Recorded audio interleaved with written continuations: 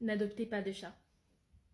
Je sais que je risque de me faire lyncher pour tout ce que je vais dire, mais c'est que la vérité et c'est aussi mon point de vue. C'est une vidéo faite par quelqu'un qui a un chat. Juste ici, coucou Mia. Voilà. J'ai adopté mon chat quand j'avais à peine 17 ans. Je l'ai prise quand elle n'était pas sevrée. Donc c'est moi qui ai dû faire le sevrage, lui donner le biberon. Enfin bref, c'était vraiment très mignon. Et là, elle va avoir 7 ans en juillet. Donc ça fait 7 ans qu'elle accompagne ma vie. Et en fait, comme j'étais jeune, j'avais pas réalisé à quel point un chat, ça demande quand même une attention. J'avais privilégié un chat parce que je m'étais dit que c'était indépendant, que je pourrais faire ma vie comme je le souhaite, etc. Alors que pas du tout. En tout cas, j'ai eu le caractère d'un chat qui est très affectif, très câlin, pot de colle et qui a aussi des sautes d'humeur. Donc c'est pas facile à vivre tous les jours. Et en fait, juste, j'ai une amie là qui, dans mes souvenirs, n'était pas hyper fan des chats, qui là me dit je veux un chat, mais un chat, c'est pas ce que vous voyez sur les vidéos.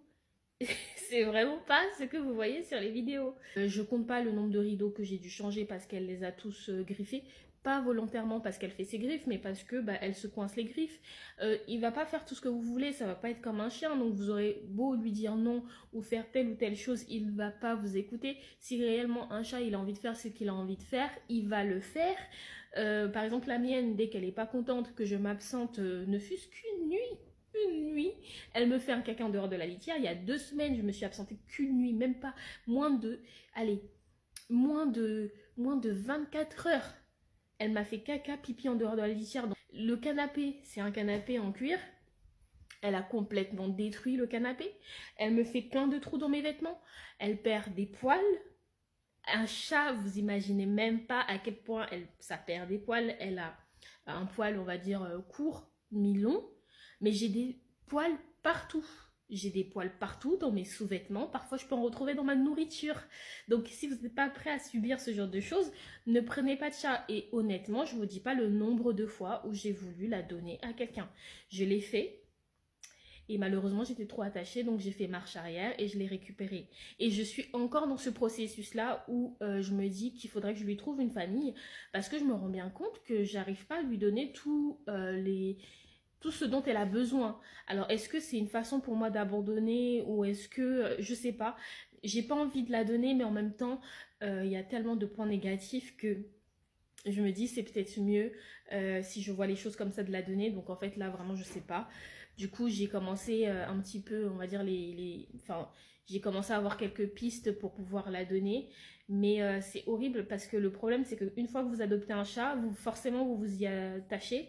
Et à chaque fois je me dis je vais la donner mais je fais marche arrière à chaque fois. Pourquoi? Parce que elle a partagé bientôt 7 ans de ma vie. Et en fait on est attachés. Au moins, je sais qu'après ça, je reprendrai plus de chat. Si je la donne, j'en reprendrai plus. Et même si je la garde jusqu'à la fin de sa vie, j'en reprendrai plus parce que je mesure. Vous mesurez pas. Il y a tellement... Les frais vétérinaires, s'il vous plaît, c'est un coût. C'est 50 € la consultation. 50 € la consultation. L'année dernière, elle faisait tellement pipi en dehors de la litière pour aucune raison. Vraiment, on ne sait pas. J'avais tout vérifié. On ne sait pas. J'ai fait prise de sang, etc. Plus, on m'a prescrit des trucs pour la détente. J'en ai eu pour 240 € alors qu'elle allait bien. Alors imaginez quand un chat est malade. J'ai vu des factures qui montaient à 3000 €. Donc vraiment, si vous n'êtes pas prêt, si vous êtes souvent en mouvement, c'est chiant. Pareil, quand je dois partir en vacances, ne fût-ce que me déplacer plus de 2 jours, il faut la faire garder. Et tout ça, ça a un coût. Donc vraiment, si vous n'êtes pas prêt à tout ça, ne le faites pas.